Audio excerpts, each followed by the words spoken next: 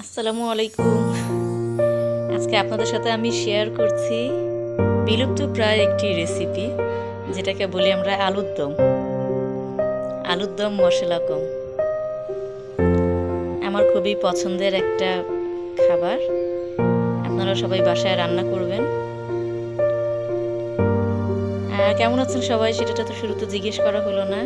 আশা করি সবাই ভালো আছেন। আল্লাহর রহমতে সবাইকে ভালো রাখুক, সুস্থ রাখুক।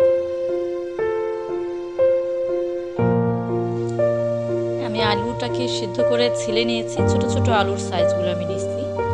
এরপরে এটার মধ্যে আমি একটু পেঁয়াজ হালকা গরম তেলে নেড়ে চেড়ে এবার এটার মধ্যে আমি একটু মশলা দিব। একটু হলুদের গুঁড়া, একটু মরিচের গুঁড়া, একটু লবণ দিব। দেওয়ার পরে এটা সামান্য একটু আদা রসুন, একটু গরম মশলা দিতে পারি আমি। আপনারা গরম মশলাটা ইউজ করতে পারেন, মাংসের একটা ঘ্রাণ আসবে।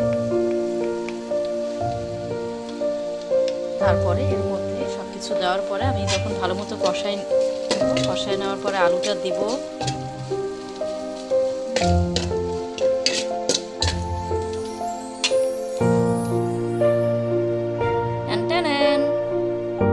যেমন কি আপনারা দেখছেন, আমাদের আলুর দম হয়ে গিয়েছে।